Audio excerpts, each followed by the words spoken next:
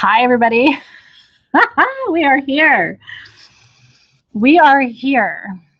I am so excited to be welcoming you to GemWise.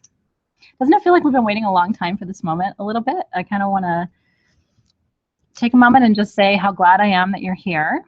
Hi. Oh, so happy to see you. Yay is right. And I just told my team, I have spent literally weeks preparing for tonight's class. Weeks. I have so much to tell you and so much to teach you. It is going to take the whole year for me to offer this content to you.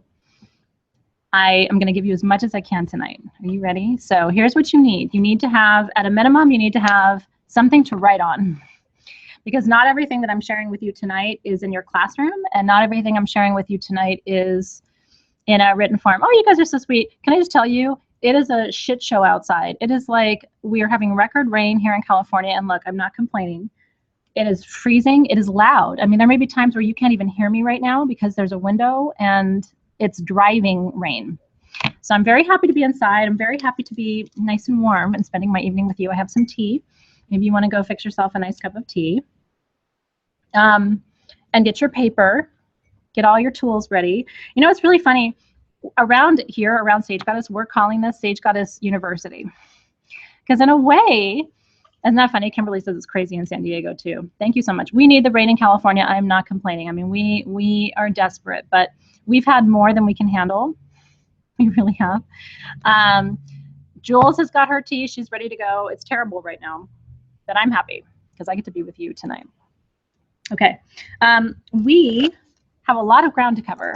We are at least going to go until 6:30. It could be closer to 6:45 Pacific time. It's 5:20 right now. I just want to prepare you for that because this is more than an hour-long class. What I've realized is I can't fit everything I want to. I can't fit everything I want to teach you in an hour. Sorry. I've really tried. I'm a lesson planner. I'm a curriculum designer by training. I'm a teacher by training. So I know how to time a class, and I just can't give you what you paid for in an hour. So our classes are going to be more like 90 minutes. And I hope that's okay with you. If you get bored or tired, you can always just shut it off and come back and watch the recording some other time. I hope that you won't get bored and tired. My goal is to make this as interesting for you as possible. Desiree likes the long classes, so I have her permission to talk as long as I want.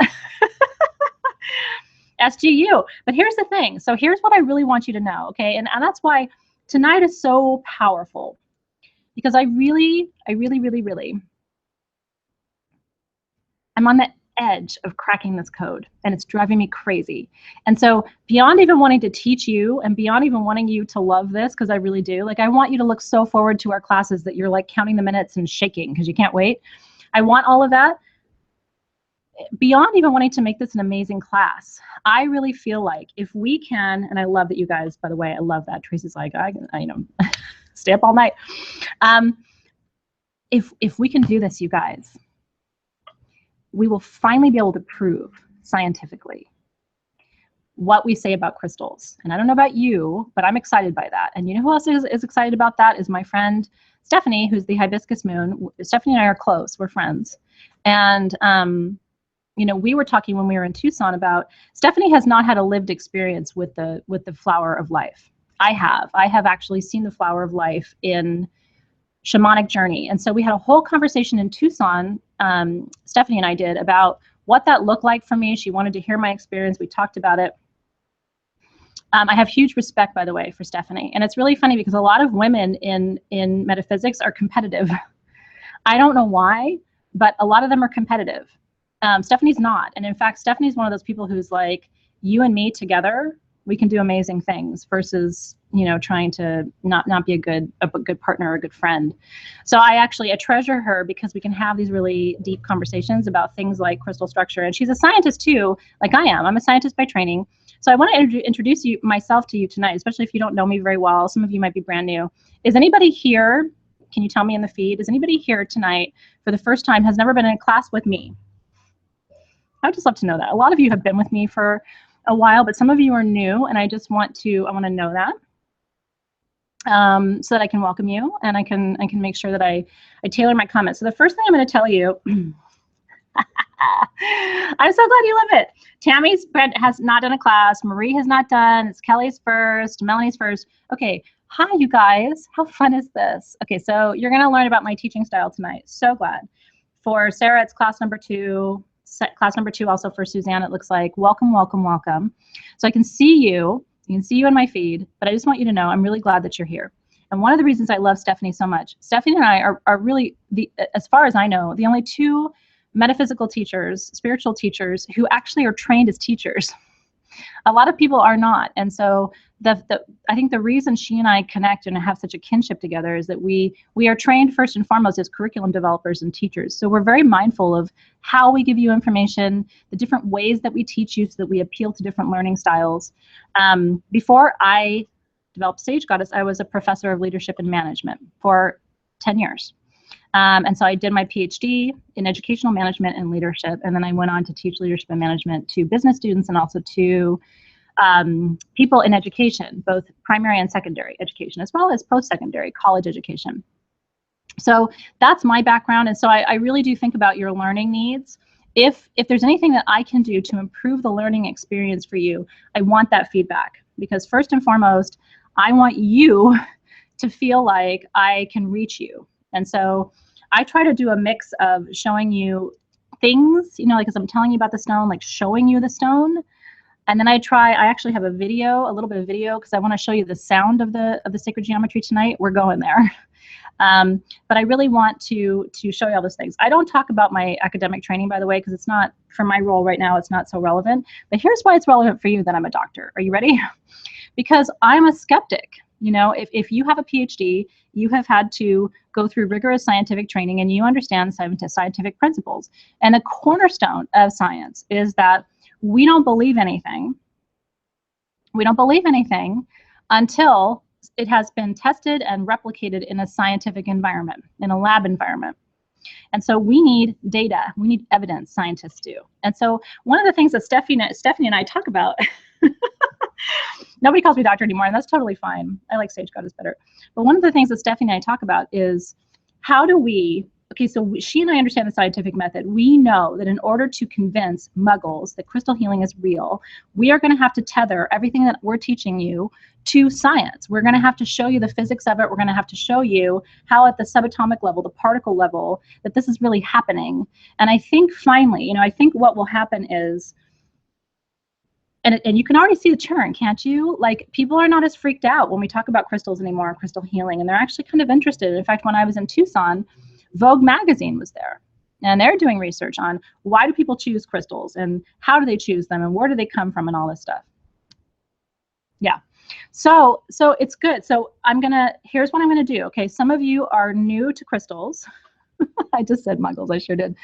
Some of you are new to crystals, and I want you to know that I see you and I'm teaching to you. Some of you have been working with crystals for decades. I see you and I'm teaching to you. And so my goal, if I can as a teacher, is to make this a course that reaches all of you. And not just reaches you, but engages you, so that you're like, I'm into this, you know, whether you're brand new and you've never even worked with a crystal before, or you've been working with them almost all your life. So I'm glad you're excited.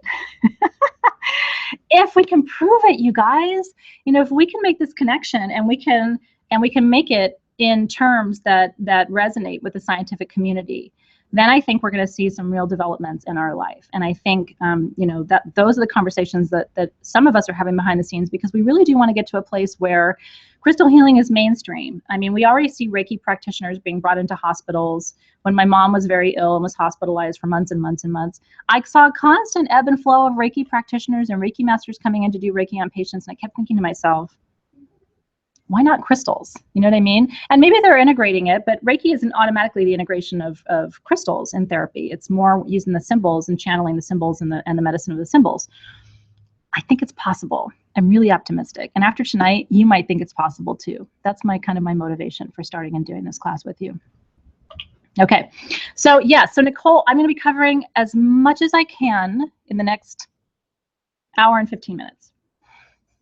And then every class, I'm going to give you more and more and more and more and more until you're like, I got it. which will be really fun.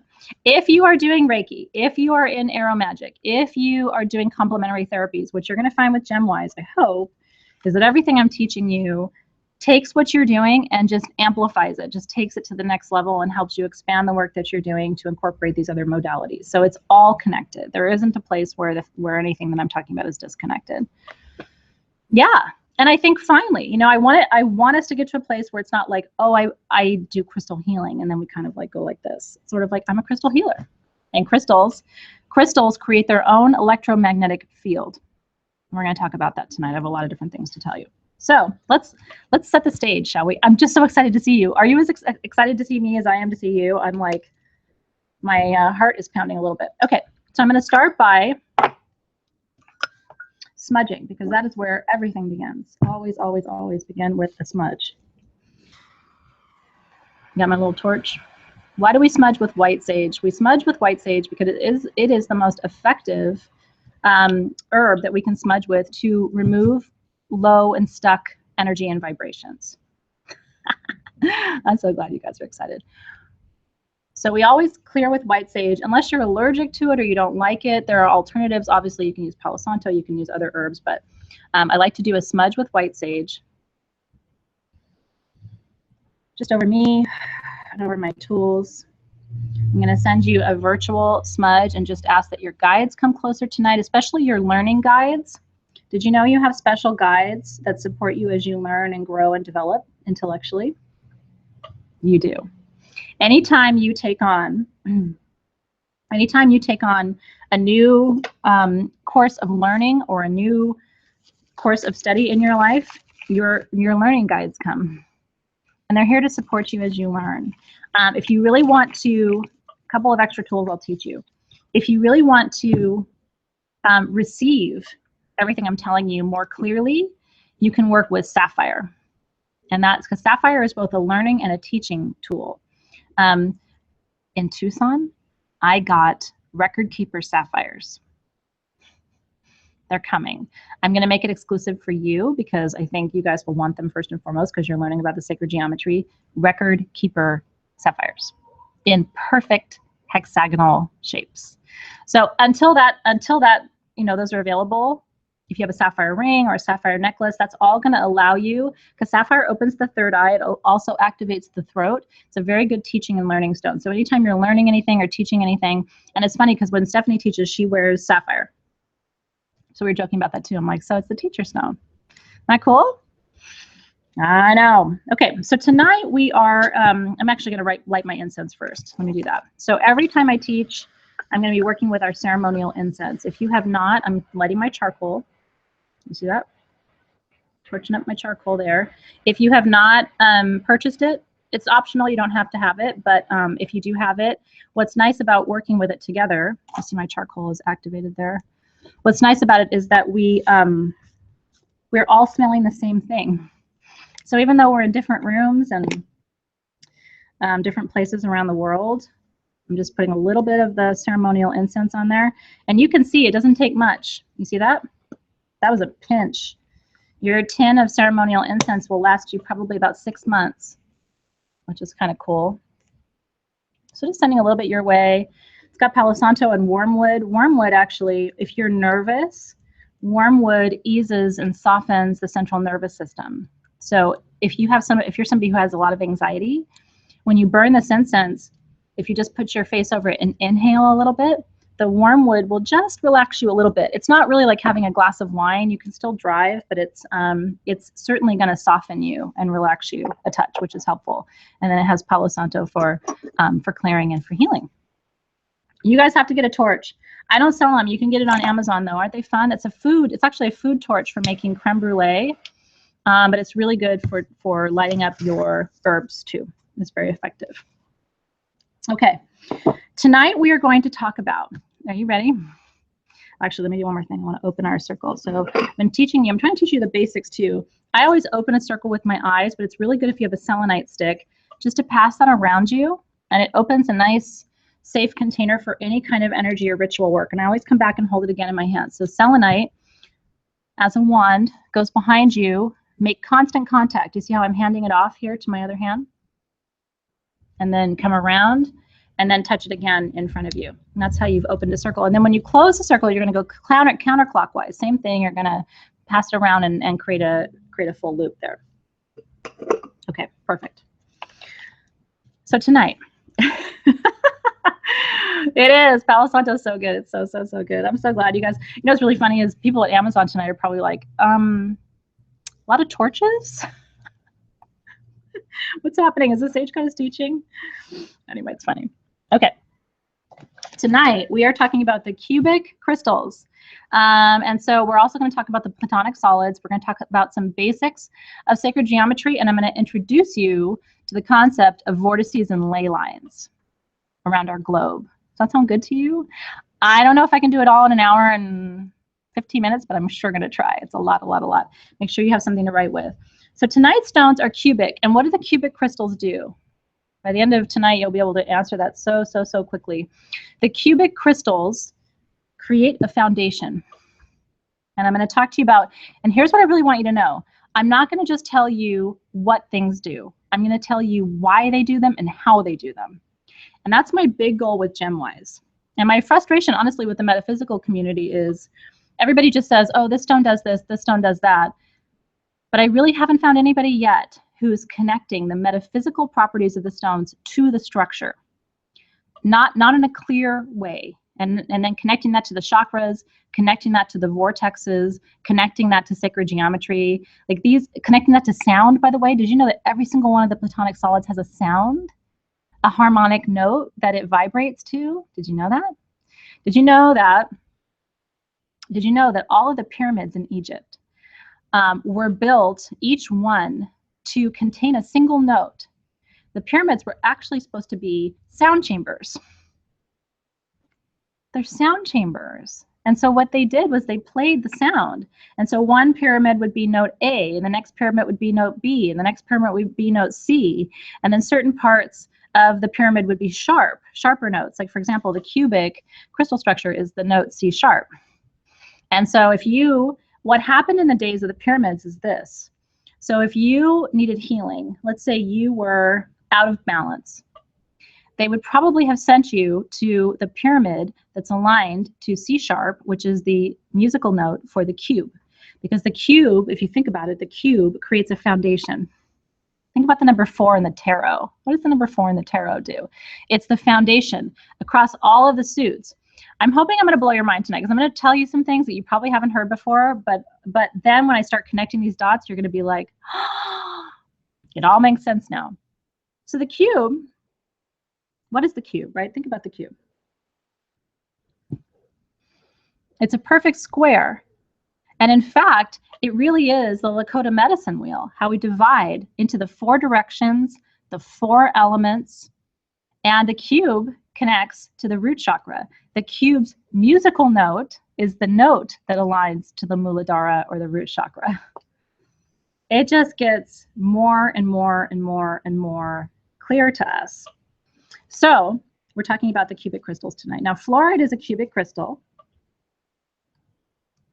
Here's a cubic fluorite. You see those cubes upon cubes upon cubes? It's so rainy outside. My lighting in here leaves a little bit to be desired. Now here is a larger fluorite cube. That is a natural cube. Do you see the phantom in it? Do you see right here, the phantom? Right here and right here. It's a cube within a cube. Do you see it? This is fluorite. So pyrite, fluorite, sodalite, these are stones that form in a cubic pattern. And what they do, what the cubes do, because they balance you, they align you, they are for integration, they're for putting all the pieces together. And because they make you feel safe and secure, they help you understand truth. And that's why our theme for this month with the cubic crystals is truth. Yes. So your beam of sunshine, I'm not sure what your real name is. So, but if you want to tell me, that's okay. And if you don't, that's okay too. A lot of what I'm talking about is on the website in your classroom. Okay. Like all of when I talk about the correspondences, like sun sign and the Maz measurement, which I'm going to tell you all about that in a minute. All that stuff's on sagegoddess.com in your classroom. There are going to be extra notes. Sorry about the siren. If you haven't been with me before, Sage Goddess is next to a fire station. And the irony of that is flippin' hilarious to me. Because all we do is burn stuff all day long. All day long. Lapis lazuli is not a cubic crystal, interestingly enough. Sodalite is. It's interesting, right? But sodalite, but pyrite, which is in lapis, is cubic. Isn't that kind of fun to think about? I know, right? Well, that's what I always think too. So I have a lot of pieces of fluorite and other things to show you.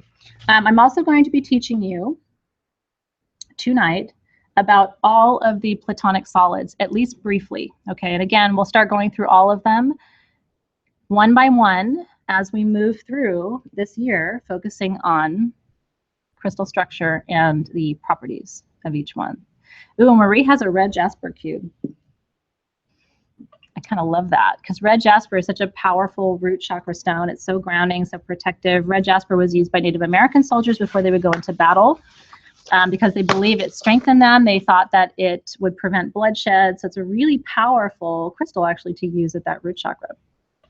Hello, La Luna. You are perfectly on time.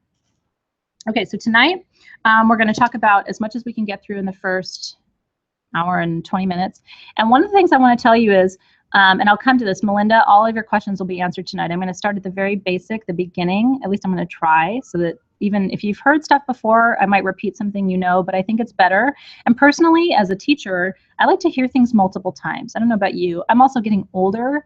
And so in my 20s and 30s, I could hear things once and remember it forever. In my 40s, what I'm finding is I kind of need to hear things multiple times. If you're super young and your brain works just perfect, then you're really lucky. But us advanced ladies need a few more reminders. So I like it. And here's the thing. I mean, when you hear things, you know that there's a rule, right, around mnemonics and what it takes to learn. It's, again, my teacher training teaching you this. But Sharon says, just wait. Did you know you have to hear something 7 times to commit it to memory? Did you know that? You have to hear something 7 times to commit it. If you want to remember something forever, you have to hear somebody's name 7 times. You have to hear what I'm telling you tonight 7 times to remember it. You have to hear things 7 times. That's why commercials, have you noticed that? They go, Geico, Geico, hey, Geico, Geico. Because they know if you hear something 7 times, then you're going to go, oh, Geico. Anyway, 7 times. 7's a sacred number too. Okay. So we're going to talk about all of this tonight. I'm gonna talk a lot for the first at least half an hour. You should take notes. If you have questions, put them in the feed. I will do my best to read your questions while I'm talking, and then I'm going to leave plenty of time for Q&A. So if you want to just like write down your questions and save them for the end, I think actually the Q&A portion of tonight's class is going to be really fruitful for you because, and the one thing I want you to know for sure with me forever as a teacher, there are no dumb questions. That's the first thing you need to know. So don't ask yourself or think to yourself, oh, I shouldn't ask that because that's not a smart question. There's no such thing as a dumb question. The other thing is I won't always have the answers. That's the other thing I have to tell you. I am human. I've been doing this work for 30 years. I don't know everything. If I don't know something, I will find out. So as a teacher, my favorite response is, I don't know, but let's find out because I don't know everything, but I sure do know a lot. I know. We're going to learn about phantoms and record keepers, and we're going to learn about the different shapes of points and numbers of facets of points of quartz and what they matter. We're going to learn why they matter. We're going to learn about Lemurian crystals together. Everything. I mean, this whole year. So you have the next 10 months to really absorb. And here's what's fun. What you remember when we're done is what you need. Do you know what I mean? Like, don't scramble to try and remember everything. I really, really believe that you're going to remember everything you need to know. So take your notes and have fun. This isn't really university. There's no test. I'm not going to give you a grade. You're just here to have fun and enjoy yourself. And I thank you because I think the fact that you're here and you're committing to your own learning and your own development is a huge sign for you of the fact that you're ready and you want to take your own work to another level. And so I love it. Sarah said she's feeling spongy. I love it. Lisa's got her pen and journal ready. You want to take your learning to another level. And here's the thing, like I said, I want to arm you with tools because a lot of you are metaphysical practitioners on your own. And then a lot of you meet the resistance of like, oh, what is that? Or I don't believe it, or you prove it to me, or something like that. And so the more ammunition I can give you to go out there in the world and say, actually, there's science behind this.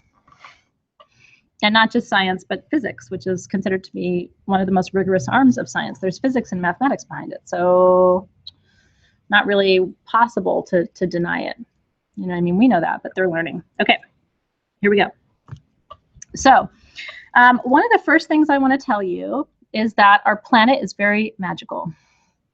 I think you knew that already. And let's see if I can pull up the graphic to show you. Our planet is very, very, very magical.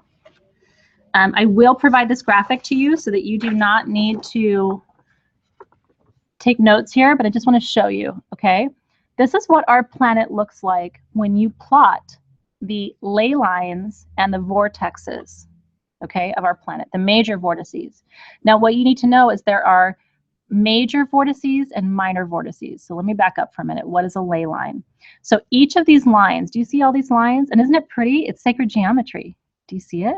It's a dodecahedron, actually, if you look at all the numbers of sides and faces.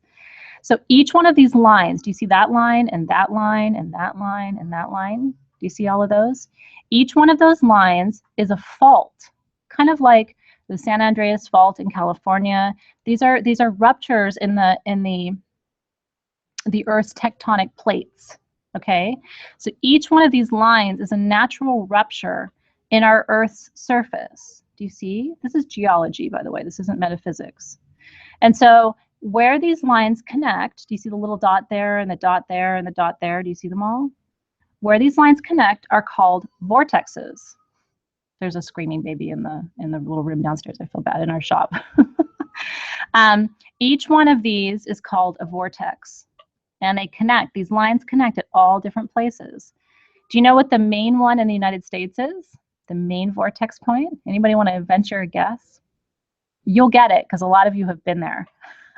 Somebody already guessed it. Mount Shasta is a secondary vortex. What's a primary vortex in Arizona? Anybody want to guess? You guys will get it because you guys have been there. Sedona. Sedona is a primary vortex. Sedona, Sedona, Sedona. But there are other vortices. So here's what I want to tell you. So along these ley lines and these vortices, what's interesting about it is in the US and Brazil, which are the major places on our planet where you find quartz, okay? In the US and Brazil, the ley lines and the vortices fall along the largest pockets of quartz on the planet, okay? So between Oklahoma and Arkansas, which isn't that far, I know, but between them is a 35-mile quartz vein. I really want you to think about this. How far is 35 miles? That's kind of a long way, okay? The quartz vein that runs between Arkansas, which, by the way, Arkansas has some of the most beautiful quartz on the planet. Did you know? The quartz vein that runs from Arkansas to Oklahoma is the largest on the planet. Now, it's not where the most quartz in the planet comes from. The most quartz in the planet comes from Bahia, Brazil, the state of Bahia in Brazil. And so that's where you're going to find the biggest quantities of it. But the largest continuous quartz vein on the planet lays on a ley line between Arkansas and Oklahoma. And what's really funny is, the Coleman Mine. And so what's really funny is a lot of people don't appreciate the fact that the US has huge pockets of silicon dioxide, which is the most common. Quartz is the most common mineral on the planet. But not all quartz is created equal, right? There's Lemurian quartz, there's Arkansas quartz, there's, hi Allie, don't even worry. If you come in and you feel like you're late, you're not late, okay? You're totally fine. And everything that you're seeing right now from me will be recorded. Okay, so if like you're jumping in now, you're just fine. And then if you want to go back and watch the first, half an hour, then you'll be right caught up to where you need to be. Okay, yeah, and that's true. So Tammy says, and not much of it is mined. Here's the thing, you guys. We don't know where all the quartz is on the planet. I mean, so we understand there's this 35-mile vein between Arkansas and Oklahoma. We understand that in Bahia, Brazil is the largest reserve, basically, of quartz. But there's so much on our planet that has not been mined. I mean, I think about my own backyard here in Southern California. We have, just north of San Diego, we have the most famous tourmaline mine in the world, okay, the Queen Mine. And that's where kunzite was discovered. George Kunz from Tiffany and Company went to the Queen Mine, the Paula Mine, in the early 1900s, discovered kunzite. And then that's how kunzite actually, so Tiffany was the exclusive owner of kunzite for decades until it was brought to the market, you know, more in a more plentiful way. But Tiffany & Co. had exclusive rights to kunzite because of George Kunz and his visit to the Queen Mine. But even the Queen Mine hasn't been mined out. Queen Mine is famous because they found tourmaline at that mine that's half pink, half blue. So watermelon is super, super, super juicy because it's pink and green, but pink and blue is the rarest of them all. They call it Queen Tourmaline, and the Queen Mine is where that was found. Vicky's actually been there, which is really cool. So Sky, you know, Sky's asking a great question. What does it mean if there's a lot of milky quartz on a property? Doesn't necessarily mean anything, but a lot of quartz is not super, super clear, okay? So quartz is on a continuum of its own, from opaque, like really, really white, milky opaque, all the way to super, super juicy, clear, Herkimer, you know, the Lemurian light crystals. So we see a range of quartz. I don't have any here that's super milky, but the super clear quartz, that's why it's so prized, because this is actually more rare. It's more common to find the very milky quartz that has a higher proportion, at least in the surrounding structure, of feldspar, which is how you get more of a milky texture to your quartz.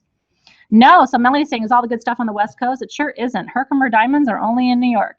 And that's some of the best. In fact, we have Herkimer diamonds coming from Tucson. The most beautiful, juicy, gemmy. Some of them have record keepers, crazy things. And so the prettiest quartz, at least in the United States, is in Arkansas and New York, not anywhere near Southern California. In fact, a lot of the quartz that we mine, even at that Queen Mine, is pretty milky. You know, it's not the super translucent stuff. Herkimers are amazing. My husband's from New York, so I have to give a little plug to New York. Okay, so when this is your first introduction to sacred geometry, okay? When you lay this out, if you were to fold this up, you would have a dodecahedron, which is one of the Platonic solids. It's one of the building blocks of creation, okay? And the dodecahedron is a component of the larger flower of life, which is considered to be the basis of creation of everything, from plants and flowers to you. When we see the zygote, you know, the human fetus in its earliest stages of development, we see the flower of life. As the cells divide and then divide again and then divide again, they actually create the flower of life. So the flower of life, you were the flower of life. And now the flower of life is in everything else. And part of the reason, I'll say this too, this is like good background for the class. Part of the reason I'm here teaching this to you right now is because of my experience. I did an ayahuasca journey almost a year ago, last year. And the most profound part of it was that I saw the flower of life, and I saw it inside of crystals. And this is what Stephanie and I were talking about. So if I could show you, if I could take you on an ayahuasca journey, what you would see is if I turn this crystal to the side, you would actually see a film of the flower of life running entirely through this crystal. If I could transform you, if I could transport you to that altered state, you would see that inside of every one of your crystals is a film right down the center of it. It would run like this. And when you turn it this way, it would look like a hologram, but it's a hologram of the flower of life. Do you guys know what the flower of life looks like? Do you have a good visual of that? If you don't know what it looks like, I will grab something to show you. I actually have let me grab it really quick. I have a singing bowl to show it to you. Let me grab it.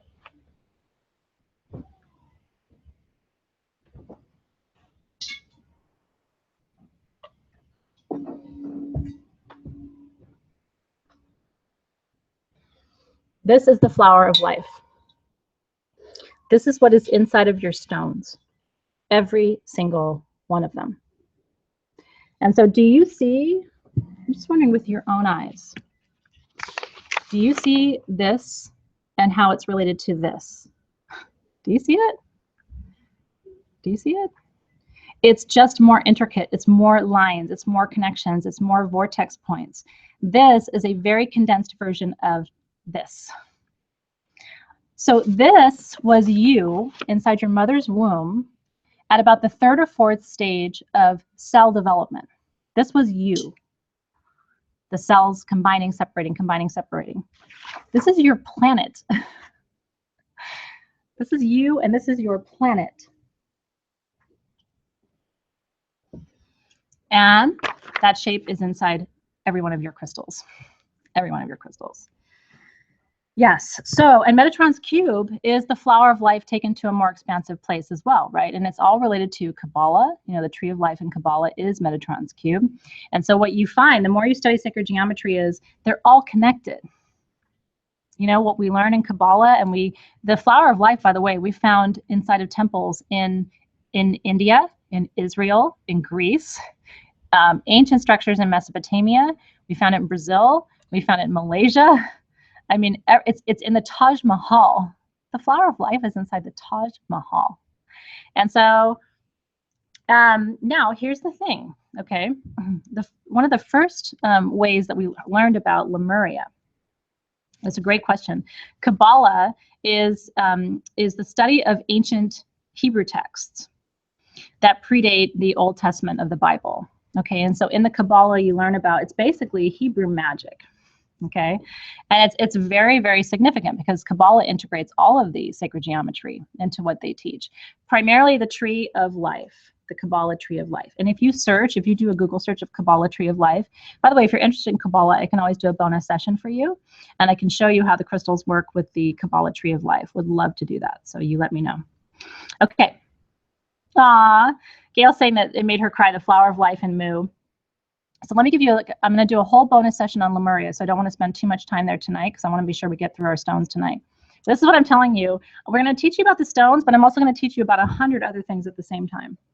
So if you believe the old stories, we had 2 ancient civilizations, Mu, Lemuria, and Atlantis, okay?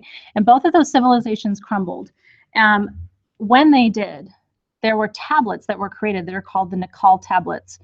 And again, I will go into all of this in much more depth when we do our bonus session, because Lemuria is really important for you to know about. It's important for you to know why Lemurian crystals are so significant, and it's all related to what I'm telling you now. So the Nikal tablets were inscribed with all of these significant sacred geometric shapes, and they were transferred to East Asia. And so the Nikal tablets were discovered hundreds of years ago, and they have the flower of life and all the sacred geometric shapes and all of this code. And by the way, that's what I want to say, Nikal. So let me tell you how it's spelled. N-A-A-C-A-L. Let me see if I can type that for you. And by the way, you can research all of this to, it's not letting me type that, but N-A-A-C-A-L is Nikal. And you can start Googling Nikal tablets, and then you're going to stay up all night long because I'm going to take you down a rabbit hole of learning all these things. So when they discovered, and like I said, when we do our Lemuria session, I'll come back to all of this again. When they discovered the Nikal tablets, there were synchronous discoveries of the flower of life inside of temple walls across the world. So it's not like that wisdom was relegated. Now, one of the most significant symbols in Lemuria was the scarab.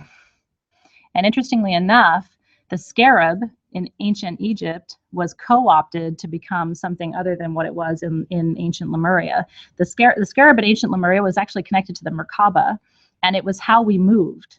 We actually, this little thing right here that we take for granted is the Merkaba, the star, right? And I don't want to sort of take you, like, I don't want to blow your mind and then have you go, this is too complex for me. But do you know how babies have a soft spot in their head? Do you know that? If you have kids, you know. My kids both had it. Well, our soft spot used to not close.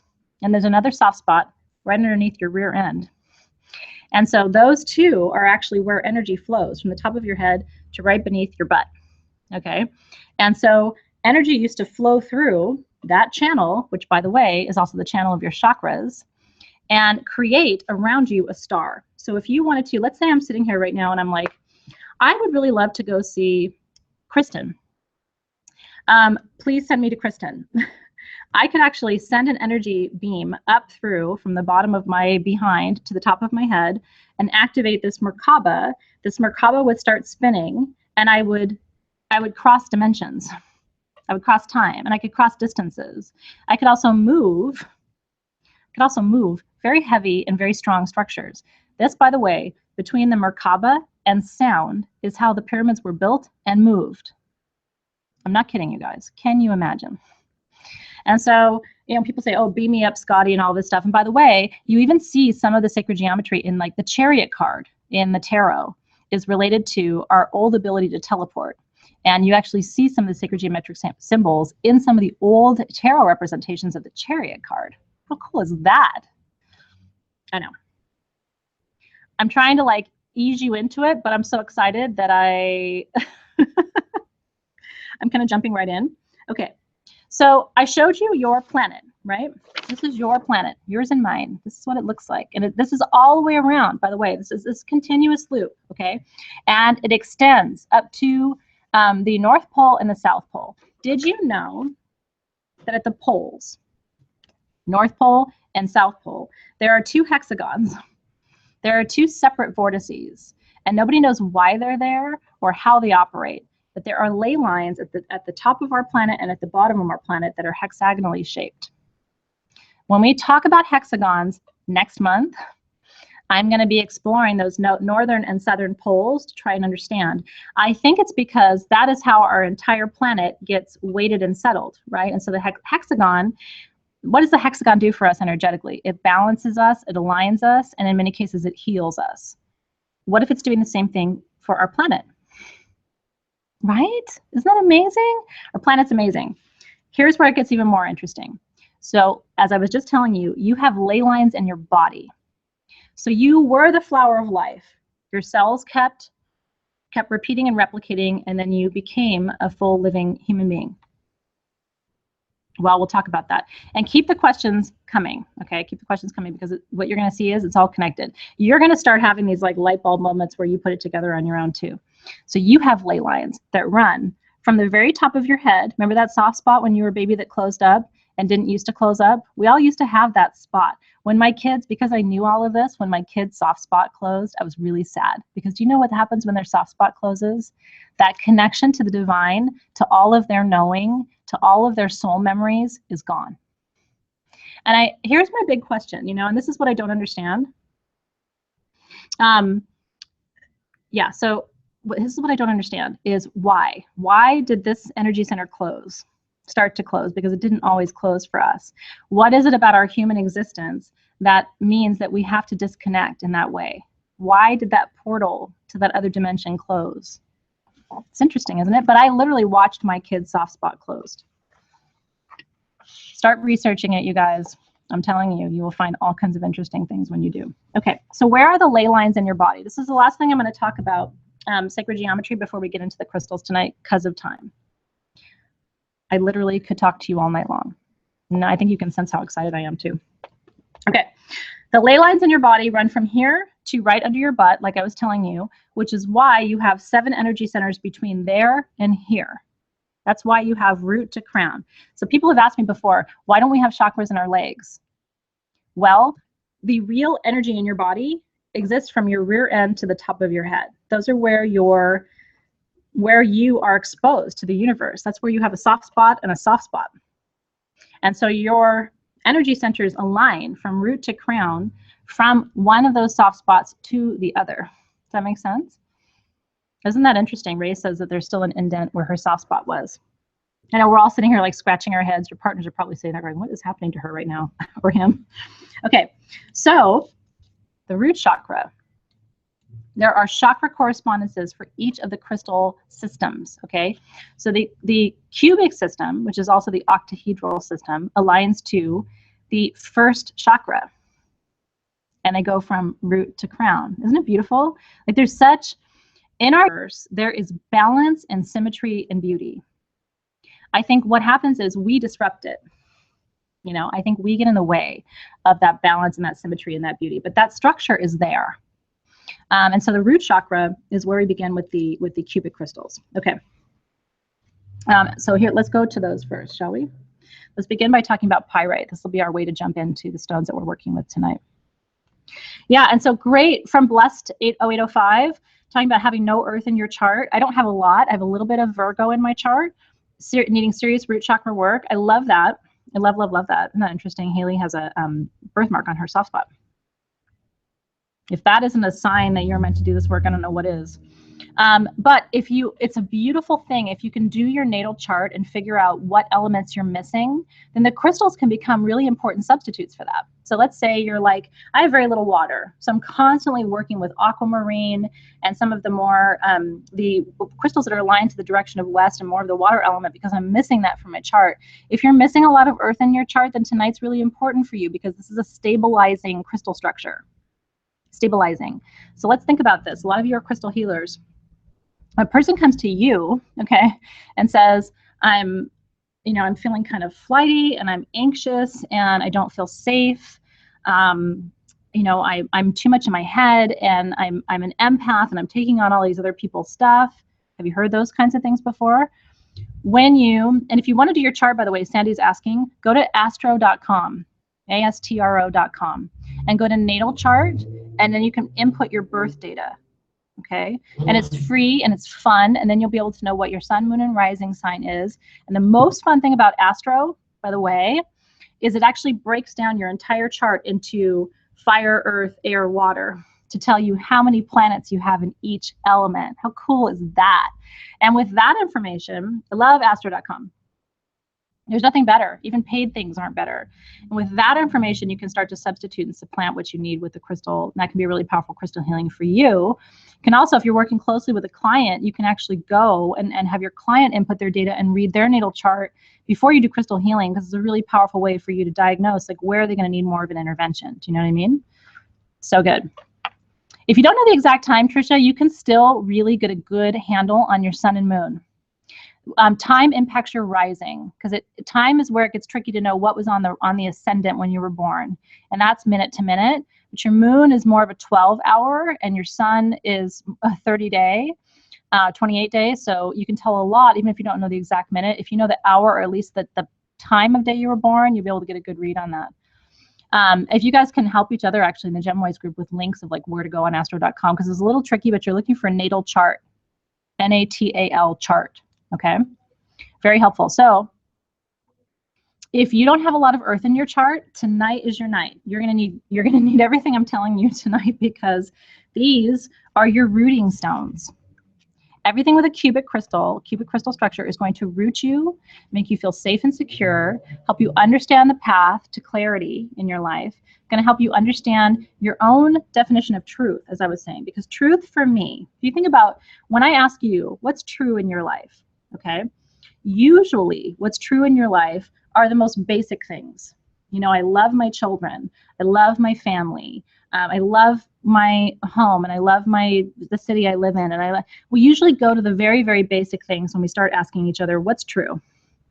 And that's because what's true for us is all of this root, these systems that connect us to earth and tell us who we are and what we need, and how to proceed.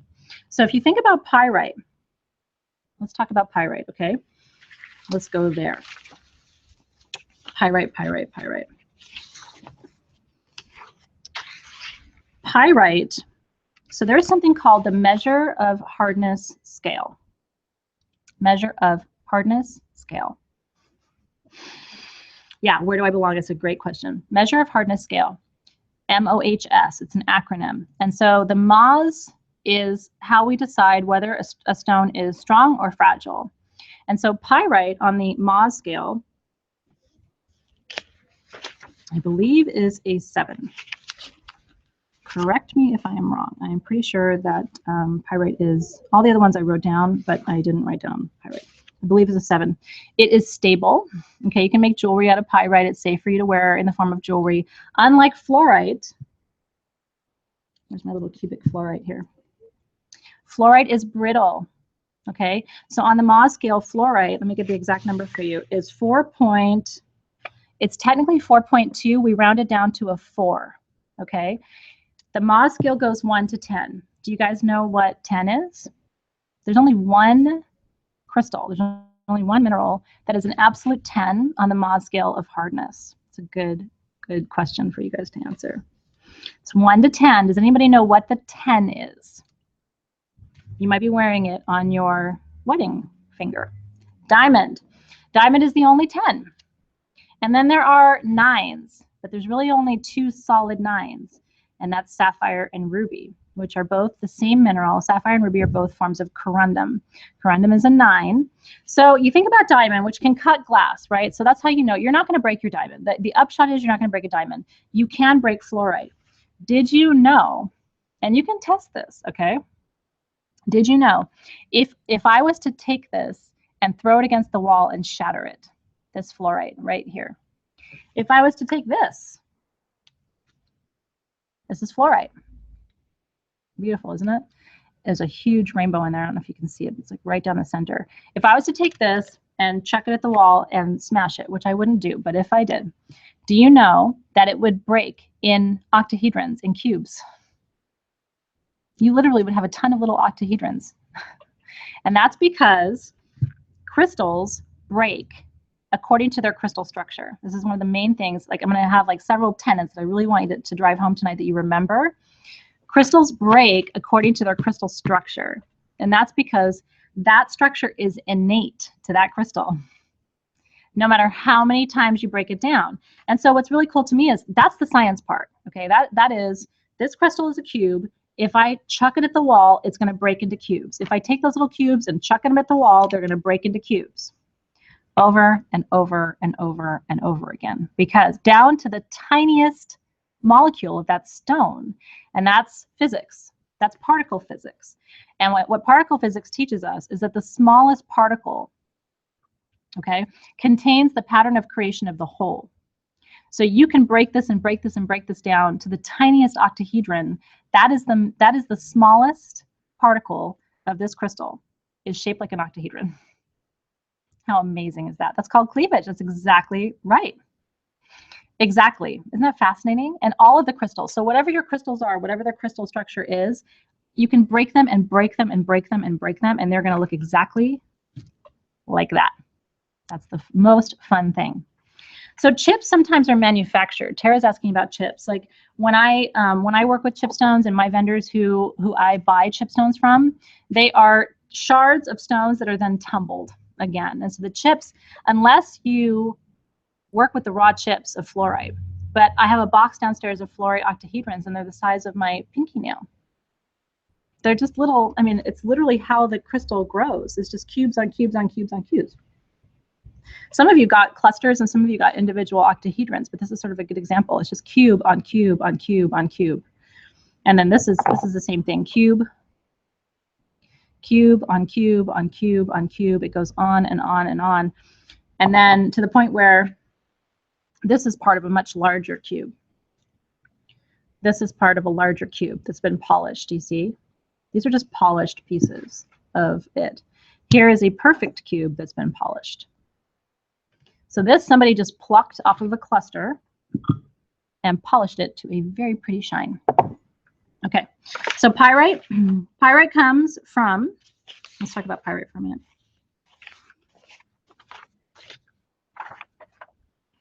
Okay, most of the pyrite that I work with in my work and in all of your pieces come from Peru. Chris is asking if fluorite is toxic. I've never heard that. I have to say, I've never heard that fluorite is toxic. Sarah, so fluorite is both cubed and octahedral. And octahedral looks like a diamond. Okay, so fluorite has both of those mineral structures. It's both cube and octahedral. Isn't that cool? So we call them little fluorite octahedrons, but its internal crystal structure is cubic. Does that help you? A lot of people got purple, some got blue. You can make spheres out of fluorite. So you can polish fluorite into whatever you want. Fluorite's fragile though. It is not easy to carve. In fact, if you talk to stone carvers, they're always like, ugh, fluorite. Please don't make me carve animals out of fluorite, because it's brittle. And they can, I talked to a carver in Tucson, they can spend 5 days carving a single piece, get all the way to like 9 p.m. on day 5, and they're almost done. And then one wrong cut, and I mean, the thing is just, it shatters. It shatters and shatters and shatters and shatters. So carvers are very, very careful. It's sort of like carving selenite. You know, nobody wants to do that because it's so, so brittle. A skull is a crazy treasure. So let's talk about color. So let me finish with pyrite, then we'll come back to fluorite. The Peruvian pyrite is the gemmiest. These cubes that you have are Peruvian. Nowhere in the world do we get gem quality cubes like this. If yours has a side like this, which it most likely does, this is where it was detached from the original cluster. So I just want you to know what that is. Pyrite and sodalite actually have a very similar metaphysical property in the sense that they both boost self-confidence. They're both very good for people who have had emotional abuse, which a lot of us work with clients who have emotional abuse. And so if somebody has had their self-esteem sort of torn in half and is coming out of a bad breakup and just feels like, you know, they don't know what the future holds, pyrite and sodalite are both very, very, very helpful for that. Yeah, thank you, Tara, for clarifying that. Absolutely. Yeah, so the matrix pieces are fun because it actually shows you how it's growing from the matrix. And you can imagine if you wanted to extract your cube from the matrix, like you'd have to pull it off and sort of, there'd be breakage, a little bit of cleavage there. Now, fluorite, like I said, is a 4 on the Mohs, so it's very, very brittle. Here's the rarity, okay? The most common fluorite is green. I think most of you did not get green. I wanted to give you something a little more rare, okay? So, and I love green fluorite. I mean, green fluorite is excessively healing for the physical body. It's stabilizing for the physical body. It's very healing. My daughter's got stomach problems. I was laying fluorite on her the other night for her stomach. So if you're doing physical healing, you definitely want to have green fluorite. But the blue, so then it goes green to purple is the next, then blue in terms of rarity. Then it goes yellow pink. Now, here's what I want you to know. Yeah, Spain and Peru are the 2 primary places where we're getting that gem grade pyrite from. Here's what I want to tell you. So I was in Tucson this year. I was super excited. So I'm talking to this one, actually Havav, who makes my gemstone lamps. Did you guys see that video I posted in GemWise? I hope you did. So I'm talking to Havav, and he's telling me about this new pocket of fluorite that they discovered in Argentina, and he made me a lamp out of it. So this year at Tucson, I went to the man that he bought the fluorite from in Argentina, and I was like, I really would like some of that rainbow fluorite. And so he's actually cutting the raw material now, hopefully to bring to Denver for me so that I can bring you big chunks of that rainbow fluorite. I don't know how to describe it to you. I'll post a picture of it for you later if you want to see it. It is red to purple, every single color. Can you imagine? It's the first natural rainbow fluorite that we've ever mined that represents all colors of all of the energy rays, all the way from the root to the crown. Isn't that incredible? Unbelievable. In Argentina. Now, I mean, here's where I kind of geek out. Until last year, I had never heard anybody put the words Argentina and fluorite together. I was like, are you kidding me right now? Because we think of Argentina for rhodochrosite. We get our blue onyx there. There's certain gems that come out of Argentina. Gorgeous hematite, like a really beautiful geode. Hematite geode structure grows in Argentina, but I had never heard of fluorite before. So when I heard Argentinian fluorite, I was like, it kind of made my head turn around because fluorite comes from China. You find fluorite in Morocco and Madagascar and like lots of different pockets and places in the world, but very, very rarely from Argentina. So I'm trying. Isn't that funny that you had a dream about going to Argentina, which is pretty cool. Okay. Let me make sure I told you everything from my notes. Fluorite is considered to be a pathing stone that brings clarity after trauma. Clarity after trauma. Okay, so here's a fun meditation. Are you ready? You can. I'll give you like a 30-second version of it, and then you can go do a longer version of it tonight when you have time or later next week. I want you to close your eyes.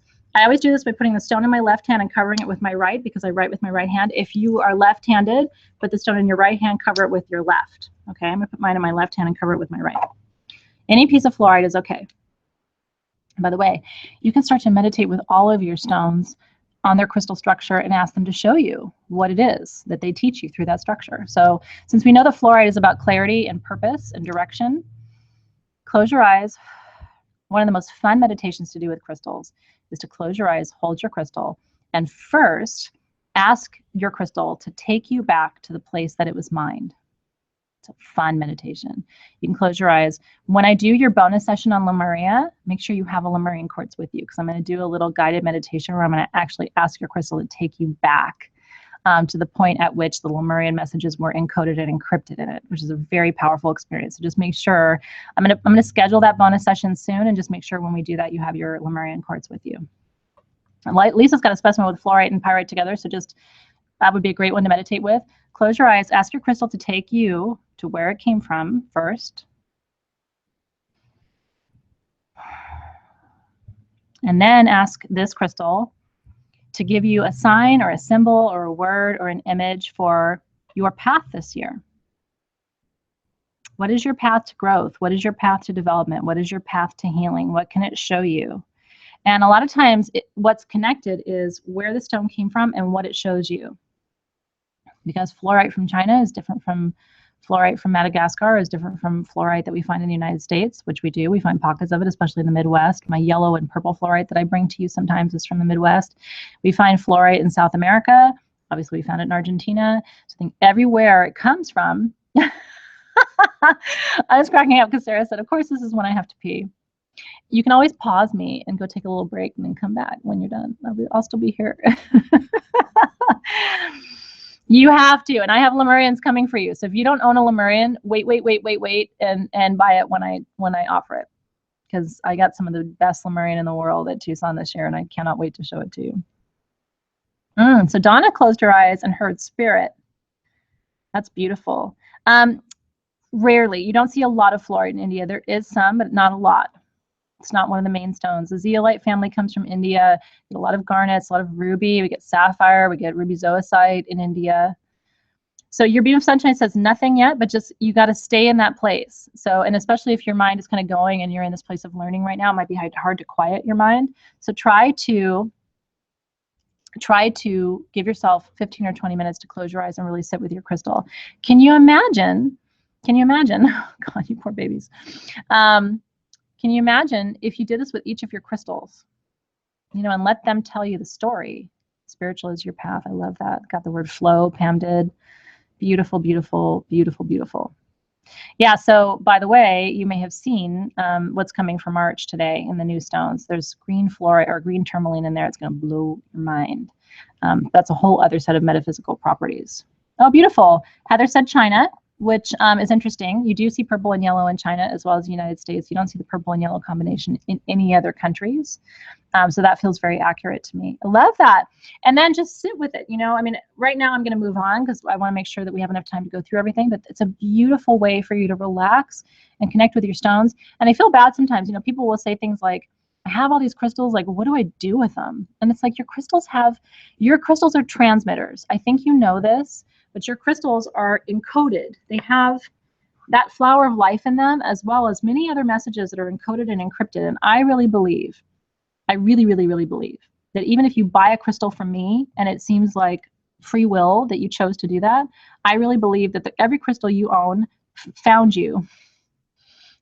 So you think you found it. I think the reverse is true. And I think your crystals have messages for you. And I also think when they're done talking to you, a lot of times they want to go live with other people. Have you had that experience? I've had crystals where it's like, oh, I love that. I love that crystal, but it doesn't want to be with me anymore. It wants to go, be with somebody. And so I honor that. And hopefully you do too. They're not all meant to be with us forever. In fact, I think many of the crystals are not meant to be with us. So people always ask me, how do you do it? With Sage Goddess, how do you not keep it all? And it's like, it's not all for me. And here's the thing, you can't take it with you. Something to think about, right? All right, Sodalite. Any questions, by the way, about, and here's a little, I wanted to read this to you. Cubic structure. All stones of the cubic structure. Are you ready? This would be good to write this down. All stones of the cubic structure support your body's own innate desire to reach balance and stasis. All crystal structures support your body's innate desire to reach balance and stasis. Fluorite can be very helpful, as can pyrite, for weight loss, for getting your body back to a very natural and healthy weight. Your body wants to be in balance. Your body does not want to be overweight. Your body does not want to be ill. But we all get into those conditions at different times because we're out of balance. Too much food, not enough food. Too much sleep, not enough sleep. Whatever. Whatever you're underdoing or overdoing has impacts for you. I was reading your comments. Oh, I love that. Yeah. So Brandy says, now I feel like I have to have a party with them, but I really do think that it's time for you to spend time with your crystals and really get to know them. And then you'll know. Then you'll know when they want to go and be with somebody else, or whether they still have work to do with you. So I'm going to say it one more time. All cubic crystals support your body's innate desire to reach a state of balance, and stasis, which means healthy blood pressure, healthy weight, healthy, hormonal levels, everything. Your body wants to get to balance, but you force it out. And so we use the cubic crystals because they activate that root chakra, and the root chakra is about creating that balance. A lot of times when I work with empaths, and they're very overweight, and they say to me, you know what, Athena, I'm hardly eating anything. I look at them, and sometimes we both start to cry, and I always say, I understand. I know exactly what's happening. You're taking too much on of other people's things. Your upper chakras are very active. Your lower chakras are probably slow, if not shut down. And so we need to balance you at the root and at the sacral in order to help you lose some of that weight and stop taking on other people's problems, because energy is matter. Energy can come at you as vibration and ultimately sit on you in that way. And so, it's happened to me too. So I speak from lived experience, right? I know. Girls, if this is you, I understand you on so many levels.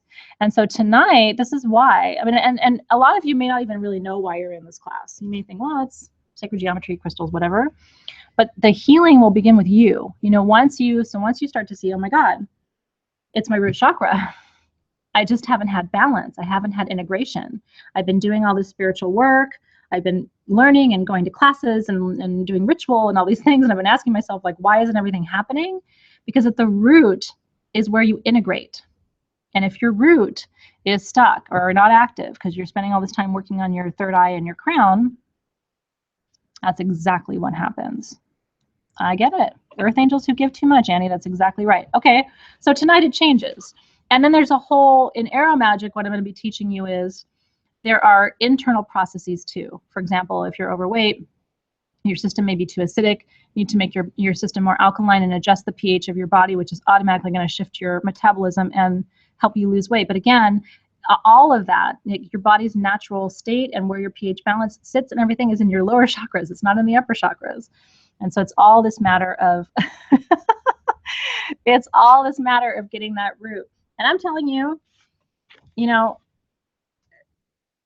can do a lot for yourself with very simple tools once you understand. Okay. So Stella's asking, what do we do with it? I love it. Okay. What do you do with it? So when you do crystal healing and you're working at the root, remember that, none of us wants to talk about it, okay, but the root chakra is below your tailbone, behind your vagina. Okay, nobody wants to talk about it. It's very hard to put crystals there, but it's right at the base of your tailbone is your root. When you sit down on the floor, your point of connection between your rear end and the earth is your root chakra. And so that is the place that needs the balance. And so what I recommend that you do, I'm so glad that you're enjoying this, by the way, you guys. Yeah, the perianal, that whole area is your root. So what you do, lay yourself down. If you have a friend who can help you with this, it's really, really good because they can place the crystals on you. If you were here, I would do it for you right now. There are two schools of thought. So a lot of crystal healers will say, if you're doing root chakra work, let me see if I can, that you can actually put the crystals here, which would be the outer edges of that. Okay, so you can put the crystals here and lay them next to the person if you don't want to try and put it in a place that's awkward. You can also, and Melanie's saying this, you can lay on your stomach and you can put the crystal on the very lowest part of your back is another way to do it if you're actually going to do crystal healing for yourself. You don't put it inside, okay? It's not to make too fine of a point of it, but don't stick it up there, okay? I don't want anybody messaging me this weekend and saying, well, what do I do now? Please don't do that. Outside everything. You have to say things to people sometimes because you don't know. That's right. So Mariah says, just sit on them.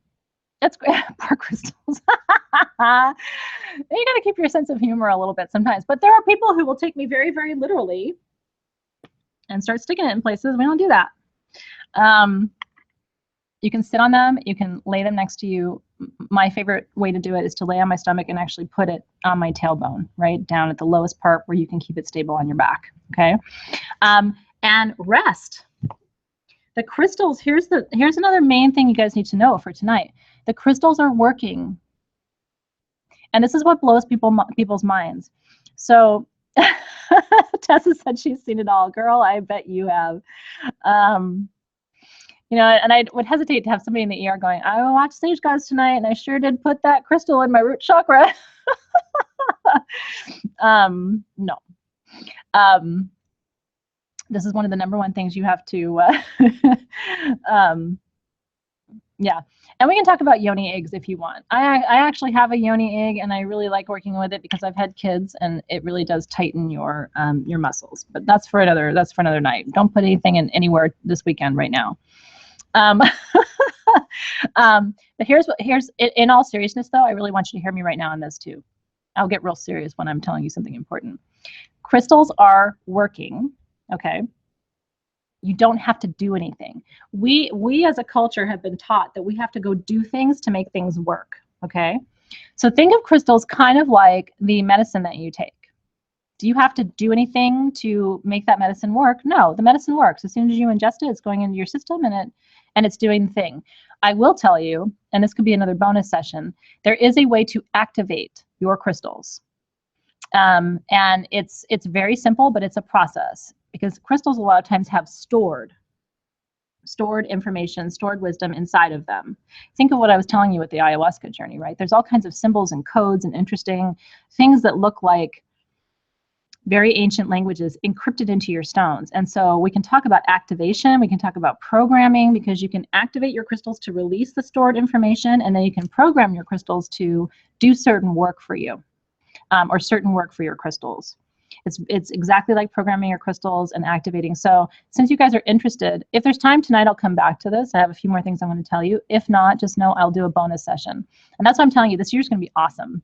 I already have a couple bonus sessions planned for both Aromagic. I'm doing a bonus session on Ayurvedic medicine for Aromagic about digestion and autoimmune disease. And I'm doing a bonus session on Lemuria for you guys. So if you want me to do a bonus session on activation and programming, would love to do that. Love it, because I think that's one of the secrets when people say, oh, my crystals, you know, they're not working or whatever. And it's like, how, again, you have to work with your crystals. You know, don't buy them and stick them in a cabinet. You have to work with them. They want to be in dialogue with you. They chose you. Yeah.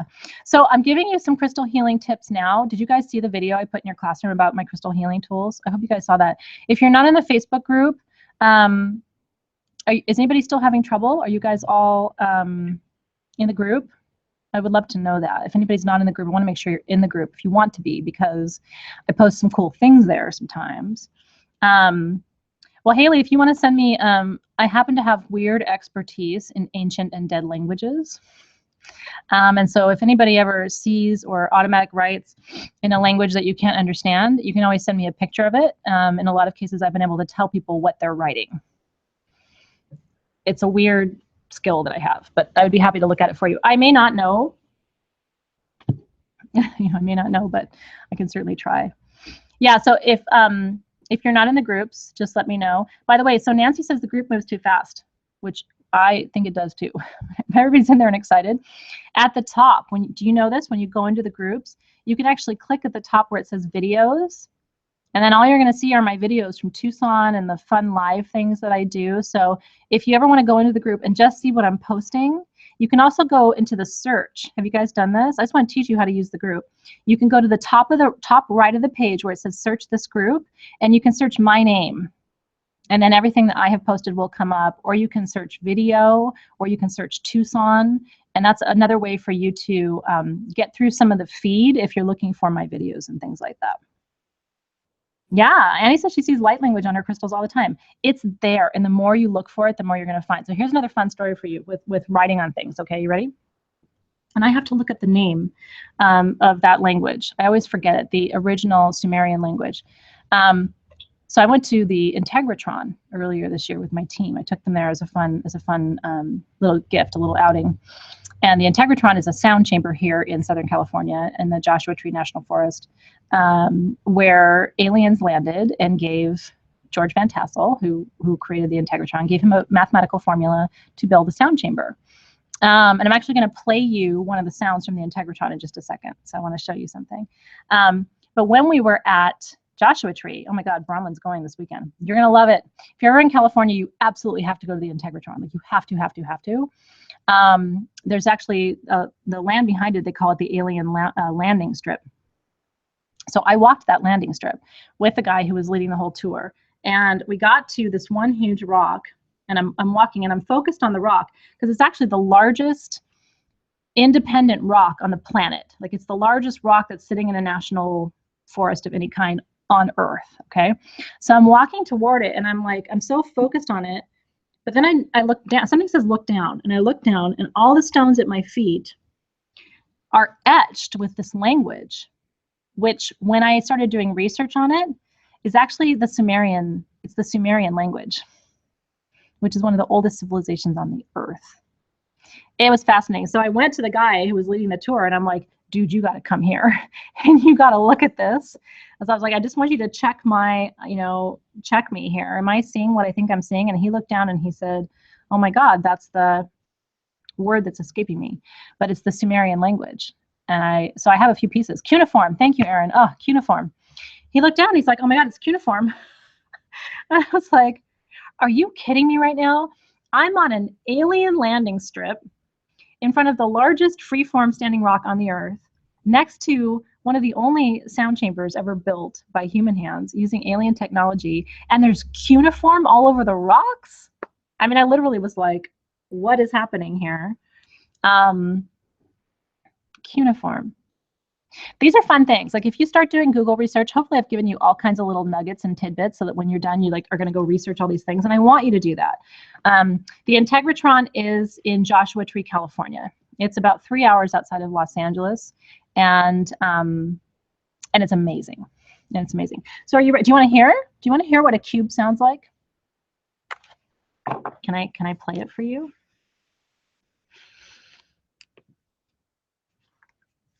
Okay, the cube is C#. Okay, every one of the platonic solids has a note. I'm going to play that note for you right now. Whose 6 360-degree squares totals 2160. What does it sound like?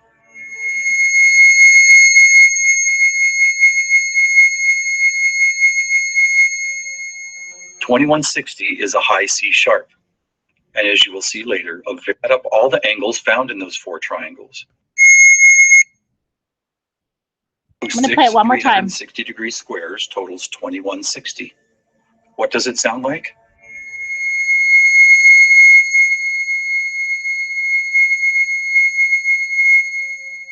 Mm. 2160 is a high C. Okay, are you ready for me to blow your mind one more time? Are you ready? Okay, let me tell you this. The angles of a cube. The angles of a cube, okay?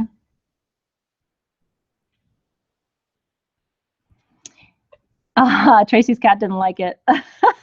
I wanted you to hear it, okay? The angles of a cube, when you add them up, have 2160 degrees. The angles of a cube, when you add them up, equal 2160 degrees. Do you know what else is 2160 degrees? It is the diameter of the moon in miles. No joke. And there's 100 other magical correspondences in our universe with 2160. Every one of the sacred geometric shapes, especially the platonic solids, aligns to a single music note, and the degrees of all of the angles gathered together are replicated throughout nature. Look it up. Look up the diameter of the moon in miles. It will blow your mind. Our moon shares the same mathematical formula as this cube. Isn't that fascinating? That's right. We're talking about degrees of angles in the cube. And then we're talking about miles with the circumference of the moon. Music is. And you know, Tammy, it's really funny because Nikola Tesla, so one of the things as I begin to write more for you and give you more of your written content, the two main fathers of modern physics are Nikola Tesla and Albert Einstein, as you know. Albert Einstein obviously is really the forefather of quantum mechanics, and Nikola Tesla is the father of really the primary person who did research into the electromagnetic field. What most people don't know, it's just the number. So, and it's a great question. Candace is asking, why is the diameter of the moon the same as the cube if it isn't a cube, if it's a sphere? And that's because we're just talking about the number. When you start to see degrees of angles, and you start to look at other places where that number comes up in the universe, there are only 10 or 20 of these sacred numbers. 432, 730, 2160. There's certain numbers of degrees of angles in all of the platonic solids, and then there's those numbers replicate everywhere. And it can be distance between the moon and the sun. It can be diameter of the moon in miles. Distance between the planets all have that same sacred number.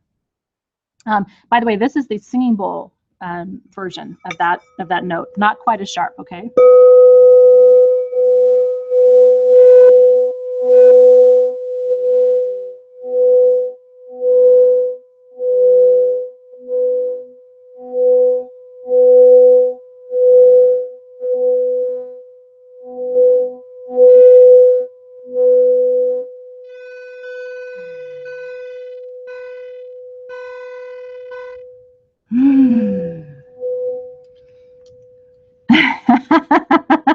I love it. Tesla actually worked with a very well-known guru in India. And that guru told Tesla, it just gets better and better and better. And by the way, Tesla, hardcore scientist, okay? I mean, not woo-woo metaphysician at all. Tesla and Einstein, you don't tend to think of them as being softies, do you? You tend to think of them as being the fathers of modern physics. Tesla's guru told him that if he could crack the code on the ley lines, if he could find a way to connect all the ley lines and vortices in the world, that he could provide power to everyone in the world for free. That's what his guru in India told him. Now, he did go on to really perfect theories around electromagnetics, and so he did a lot of work with it. He never got to the point where he provided free power for everyone in the world for free, but there's all these other stories, if you go down the rabbit holes that I go down, about how when certain spiritual leaders and dignitaries come to the United States, they go to certain locations. The Washington Monument, by the way, that obelisk is on a huge vortex, and there are lines, ley lines and vortices all the way up the eastern seaboard. And so when some of these people that I follow have been checking in and seeing when dignitaries and religious leaders come to the United States, they always come to vortex locations, and then they follow the ley lines. Isn't it interesting? They do that. And so it's been long believed that if you can walk the ley lines, every time you walk a ley line, you access that wisdom. That's why when you go to Sedona, you can receive really powerful downloads and really powerful uploads and really, expedite your spiritual development. If you go to Mount Shasta, it's the same thing. If you go to Cusco, Peru, if you go to Bahia, Brazil, like all these places in the world. And I think it'd be really fun if you think about it. You could plan vortex and ley line vacations. It's like, or can you imagine driving them? Like just going from point to point in our country and just seeing where all the vortices are in the United States. Powerful. That's right. But here's the thing, and I love that Luna said Tesla was beyond his time. But here's the thing, and this is another thing I really want to reinforce for you tonight, because you're going to see it as I go through this year with you. We're scratching the surface tonight. There's only so much I can give you without overwhelming you. By the way, do you guys feel okay? I just want to check in with feedback. Does anybody feel overwhelmed or like it was too much? Did it seem like it was just enough? Is the pace right? Can you guys hear me okay? I just want to make sure that I'm delivering this in a way that makes sense to you. So if there's anything that needs clarification, please let me know. What you're going to see is this. Our ancestors were much more evolved, developed, and wise than we are. Okay, good. Samantha says getting there. Okay, good.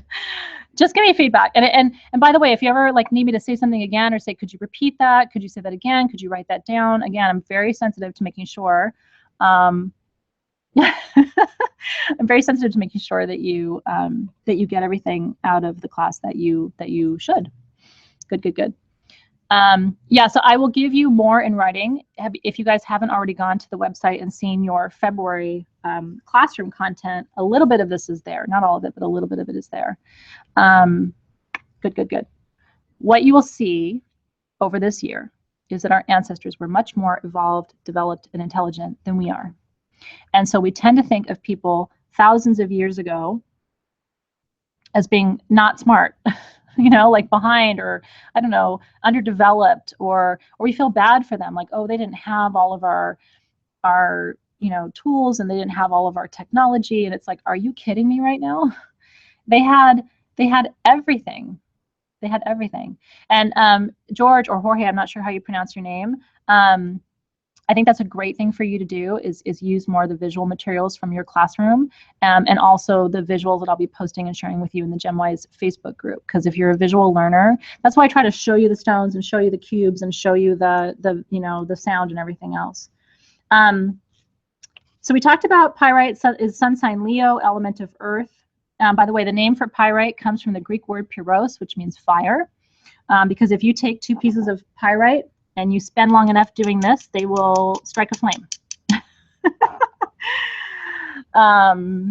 They will strike a flame. Okay, good. And then we talked about sodalite, we talked about pyrite. Any questions? Any questions? Oh, that's okay. Oh, how cute! Hi, Jessica. I thought it was him, but so I'll make sure to speak to you directly. They were cool. They had Merkabas. They had soft spots on their head. Sharon, what can I do to help you?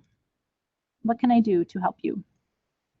Corin says, could you explain what dream work is and how sodalite helps in this type of work? Yes, it's a great question. Okay.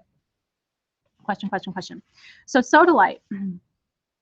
sodalite does 2 things. It prevents nightmares and it helps with lucid dreaming. And so if you want to work, that's why I made this one in the palm stone, because I really would love for you to hold this before you go to bed, tuck it in your pillowcase. I like to use palm stones in my pillowcase for dream work.